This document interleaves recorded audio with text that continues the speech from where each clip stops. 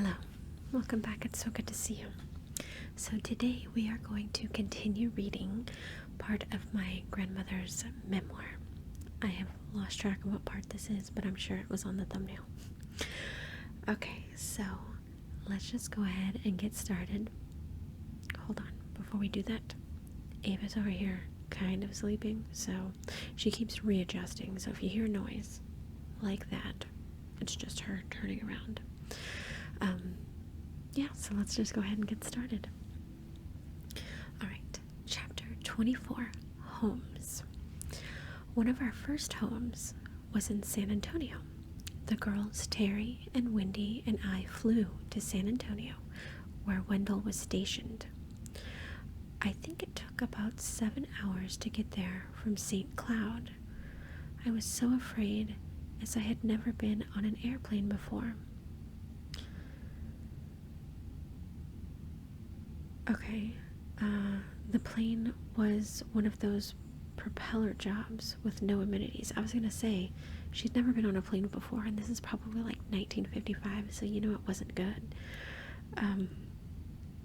It was nighttime, which did not help any.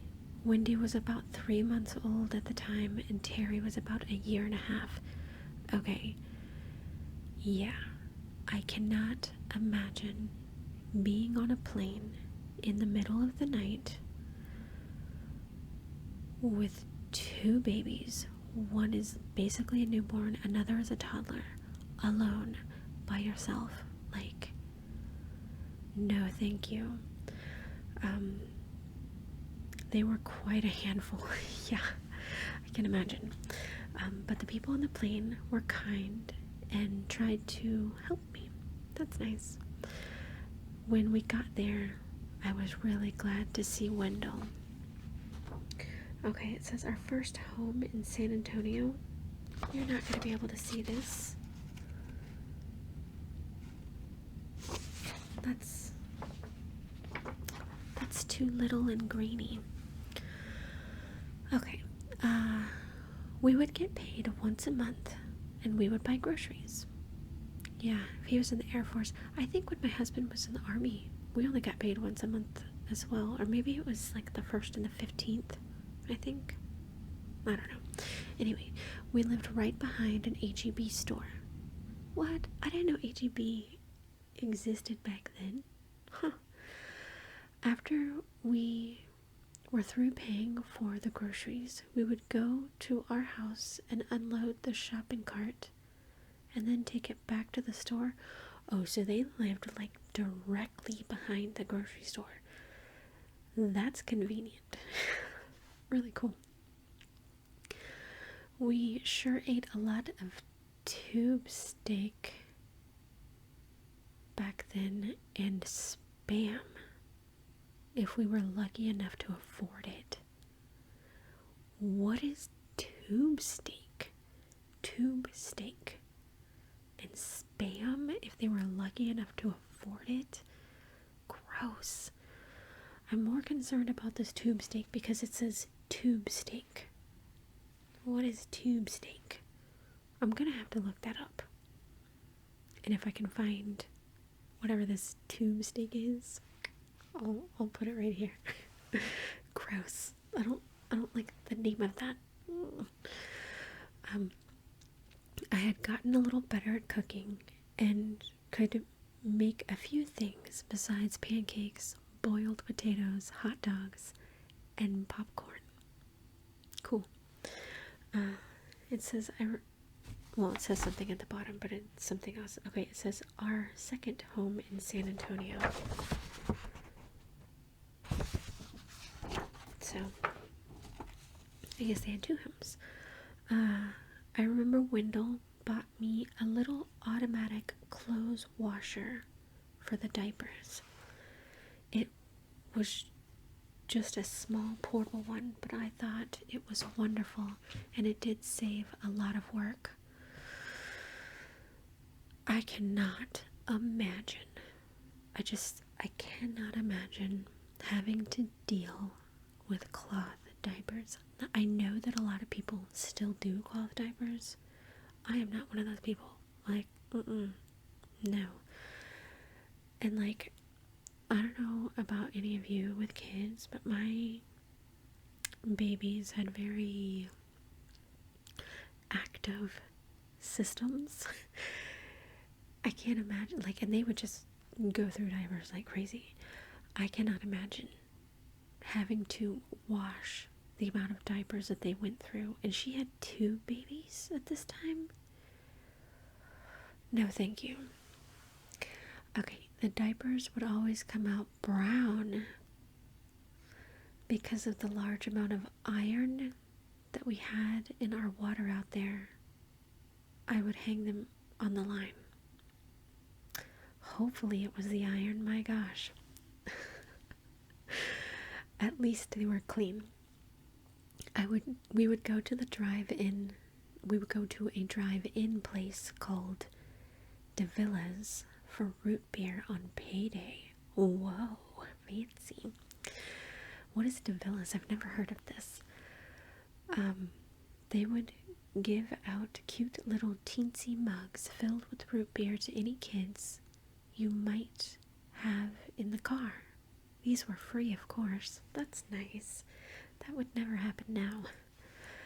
Actually, we lived in 2 different homes in San Antonio. I loved them both. We were just so happy there, and we were so poor. We had many other homes, some nice, and some not so nice, but we always made our homes as attractive as they could be. It seemed like they were homey, and that was the most important thing to us. My sister Marilyn told me that Mom had said to her one day, Teddy always makes her homes so nice. She really fixes them up. I was so glad to hear my sister say this, because Mom never mentioned it to me. I remember my mom said that they moved a lot when they were kids, but I think my aunt told me one time they were always like very, very poor. But my mom told me one time, or not my mom, one of my aunts said that they lived in this house that was like, there was no floor. It was just dirt. It was like a dirt floor home. Like, can you imagine? That seems more like a shack. But now that I'm thinking about it, it kind of reminds me of like that movie. I feel like there was a movie called A Home of Our Own. I don't know. I feel like I've seen a movie like that. And I remember that it was like good, or it made me cry or something like that. But I don't know why I just thought about that movie. But I remember my aunt telling me about how she remembered this one house where they just had dirt. That was their floor. Like, how crazy. Chapter 25. Jobs I have had. My first job was when I was employed by the telephone company. I was in the 12th grade in high school. I used to go to school in the morning, and then in the afternoon, I worked at the telephone company. My sister Rosamond had done the same thing the year before me. In fact, I think it was because of her that I got this job. It was so nice to have some money of my own. We could only work 4-hour shifts, as it was too nerve-wracking to work for any longer than that. I remember we used to blow the town whistle at noon.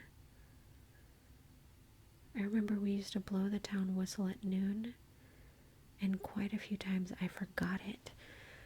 What?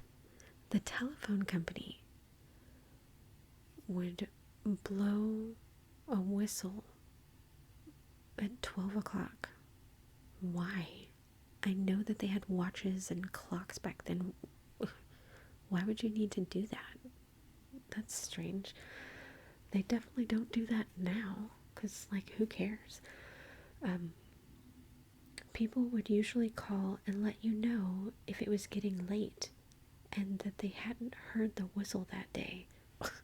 So what? Like, you're an adult. Move on with your life. What?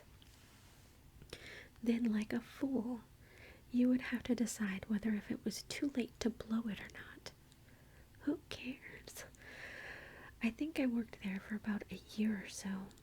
We would work at a switchboard, and someone would pick up the receiver to place a call, and their number would light up.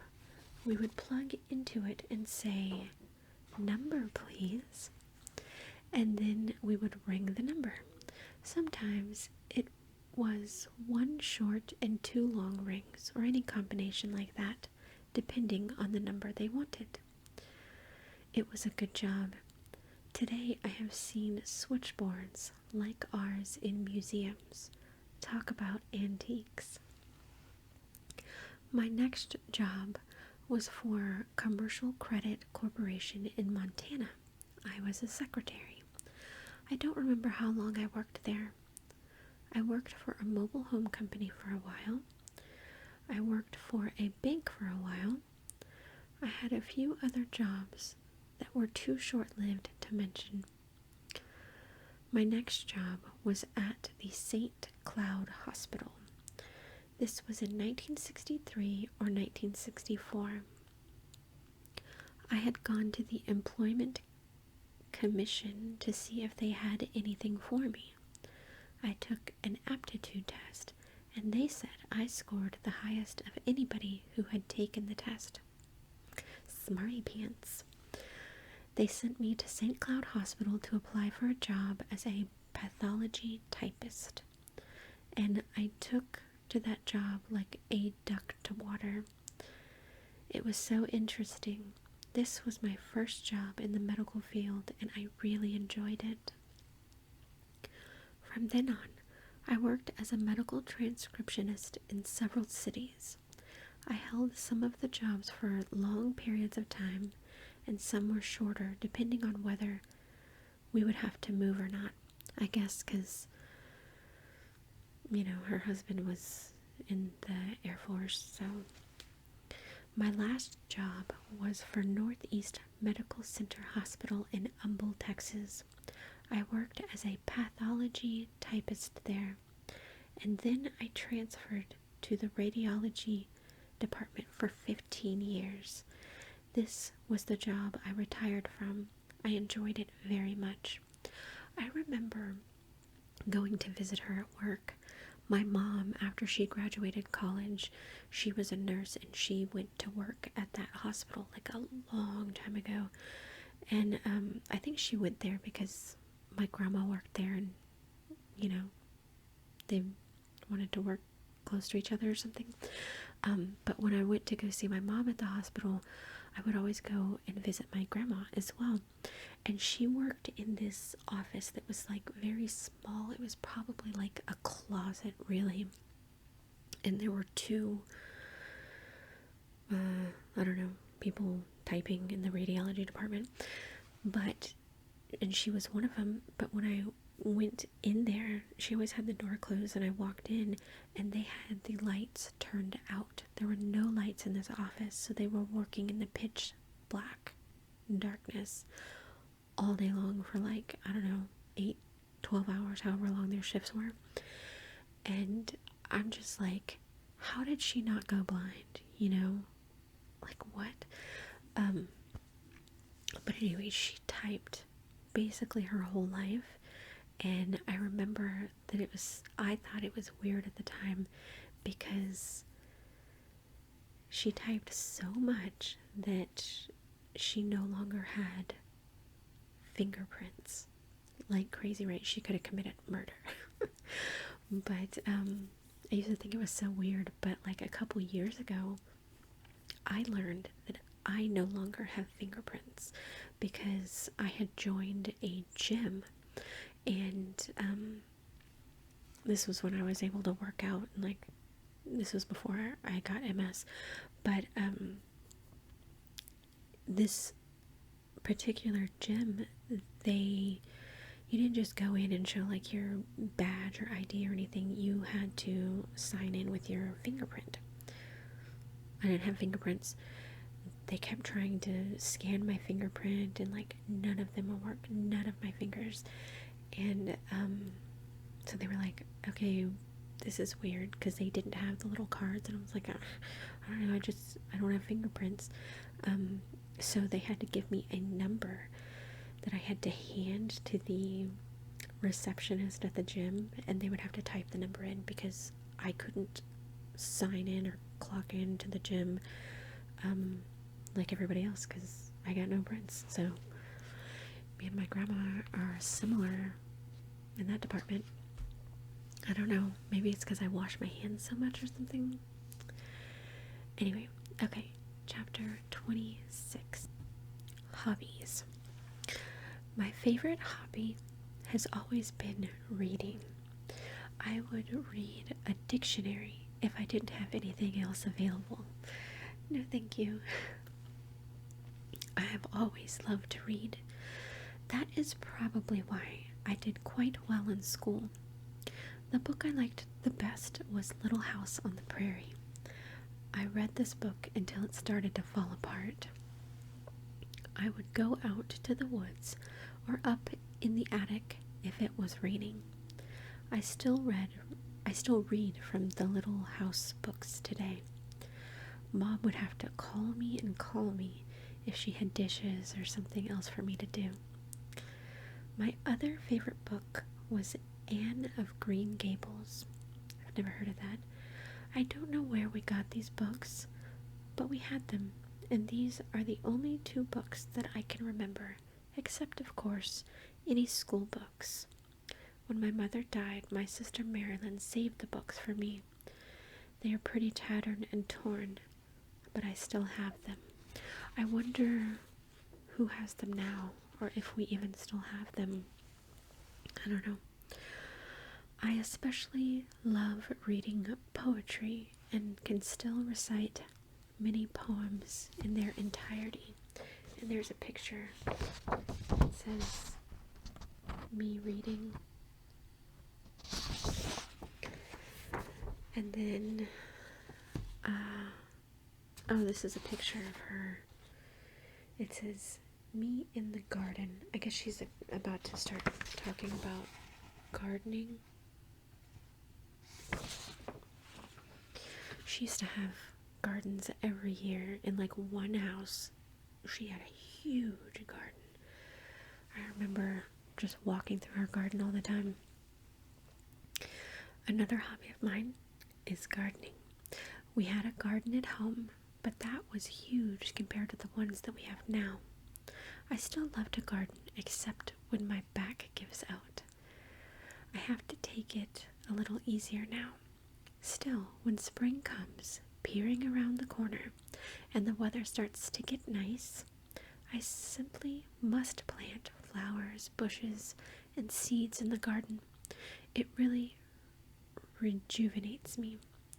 I love the earth. Jokingly, I tell people it is my therapy. That's not a joke. I feel like gardening is therapy. It's relaxing, gives you time to think and, that kind of thing. Another hobby that I really enjoy is photography. People dread to see me coming because I usually have a camera in my hand, no matter what the occasion. I especially like to get pictures of nature, rainbows, sunsets, storms, etc. Of course, we mustn't even mention holidays and grandchildren and great-grandchildren. I just can't get enough photos. What is this? It says, some of my Vaseline glass collection.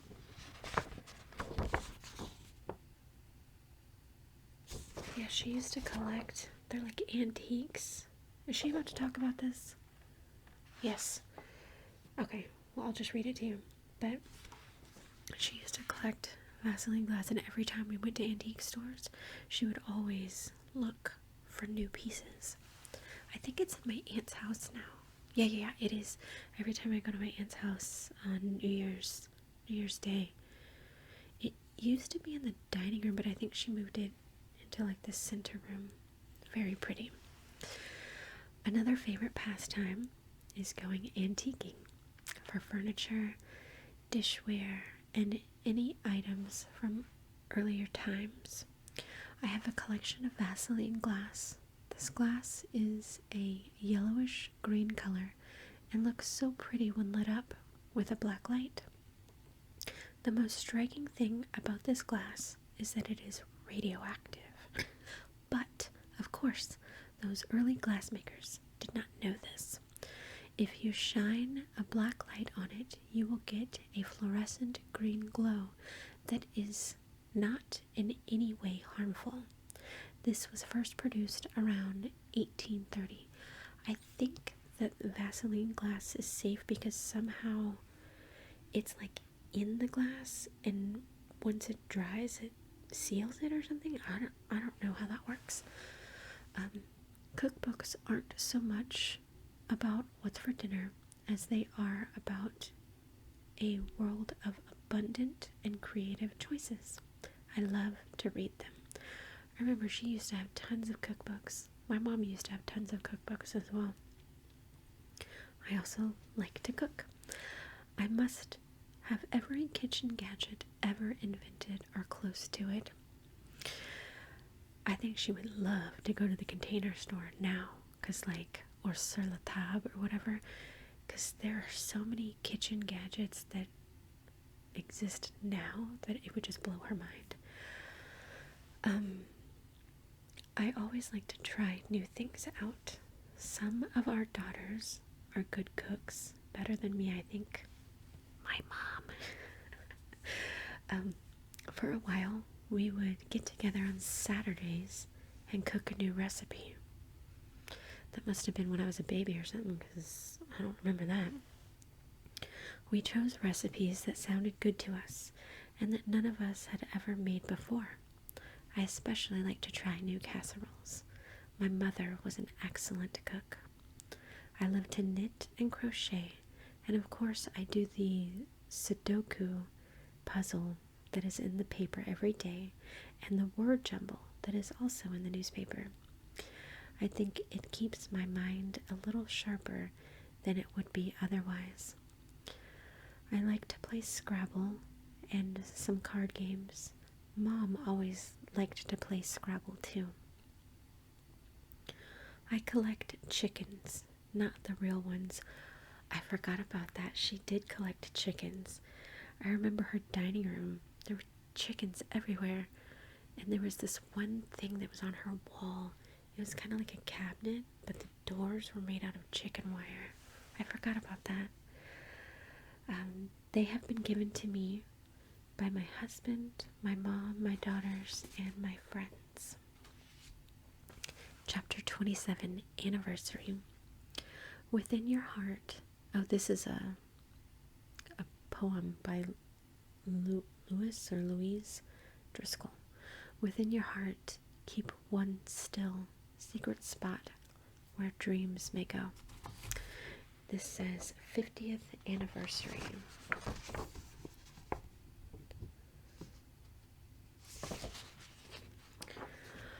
Okay, this looks like a poem or almost like a letter. Okay, it says, when we were young, we sat and talked for hours of moonlight, songs, and pretty flowers, love and marriage, rings and things. That was springtime. As time went by, we thought of children, schools, jobs, and making paychecks stretch for food and clothing. It seemed like we were always on the run and couldn't find much time for fun. We talked of how our girls were thoughtful, talented, and kind, and how God has blessed us. Summer is gone. Now we think of children, grandchildren, and great-grandchildren and how fast they have grown up. And where did all the years go? We think of doctor's appointments, pills, bills, and wills, and diets, and what happened to all our energy? Oh, it's gonna make me cry. Did we remember to take our medication? Why does everything look kind of blurry when we try to read? It's autumn. We've had our share of rain and rainbows, but despite some tears and sadness, we have joyful memories and gladness. Now there are just two again, and sometimes we sit and talk of family and flowers, music, books, and things, and love. It seems once more like younger days. We thank God for all these years, and especially for each and every one of you. I believe, although we are not ready for it, that winter has arrived. Mom, she did it again. Why you gotta do that to me, Grandma?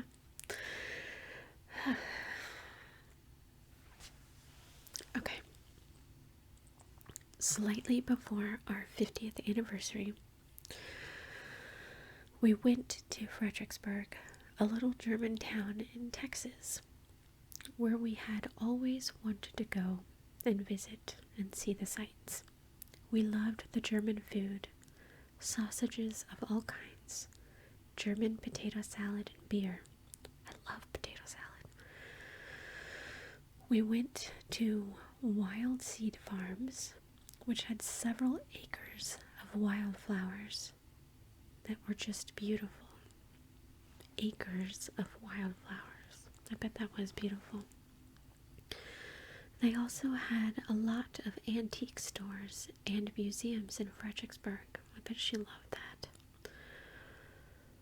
I bought a leather handbag there at a leather shop, and Wendell bought a guitar. There's a picture of her. It says, at Fredericksburg, Texas, Wildflower Farm.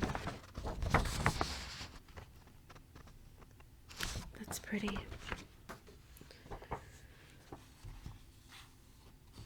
Let's see. Then for our 50th anniversary, our daughter Wendy and her husband Howard treated us to a trip to Louisiana, to a bed and breakfast there, Lloyd Hall Plantation. On the way, we stopped and did a little gambling at Coshada Casino. Ooh, I've been there, it's fun. I will tell a little about Lloyd Hall Plantation. The original owner came from England. His family was Lloyds of London, of whom we have all heard. I don't know who they are. He had done a bunch of things that his family tried to live down. Okay. But he kept doing things that made them ashamed. And so his family banished him to America. They wouldn't let him keep the family name as it was and forced him to change it to Lloyd with only one L instead of two, so that they would not be associated with him. Who is this Lloyd of London? I've never heard of him. What was so bad that they were like, you can't even keep her name? Like, no. I'm gonna have to figure that out. It says, oh no, he hanged himself from a tree in the front yard of the mansion. People now say it is haunted. That they see a small child, a girl, oftentimes playing in some of the rooms, and a boy out by the cannon in the front yard. Anyway, that is enough of the history. Oh my God, I would not be staying here. No. It says Lloyd Hall Plantation in Louisiana. Oh my God, and she's standing by the tree. Okay, so there's the hotel plantation thing, and there she is in front of the death tree. Oh, no, thank you. We had separate cabins, well-stocked refrigerators, and every accommodation you can think of. The rooms were beautifully furnished with antiques. I know she loved that. There were no phones. What? You could get a TV brought into your room if you wanted.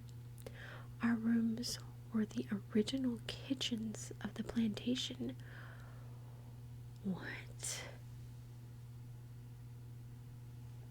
Okay, that's kind of cool. It is now a sugarcane plantation. They also have many pecan trees in the acreage of the place, and we were able to pick up a lot of them while we were there. Cool. The main house was at the side of our cabin. What? Okay, because she stayed in the original kitchens of the plantation, and then on the side of their cabin was the main house, so she was in the kitchen house. Have you ever read that book, The Kitchen House? It's great. And she was actually in the kitchen house. Wow, crazy. Okay, we went on a tour of all the rooms and the huge kitchen. There were all kinds of cats and kittens. None of them had any tails, and they were all right at home there. What? There were all kinds of cats and kittens there, but none of them had any tails? Why? Where did their tails go? I got questions. Our daughter Christy made us 3 separate photo albums for our anniversary. One was a scrapbook of many photos and a poem that she had written. I would love to see that book. Those photo albums and stuff. I would love to see that. That'd be great. Our daughter Stacy and her husband Steve held a banquet for us at their home. I don't remember that. Maybe I was too little or something.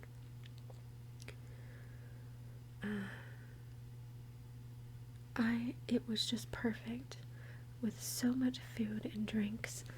We even had them to chauffeur us. Fancy. All in all, it was a day to remember, and we always will. That is sweet. That was the end of the chapter, so she definitely got me with that letter poem thing that she wrote. My gosh, very sad. Anyway, I really hope that you enjoyed that. Thank you so much for watching, and I will see you soon.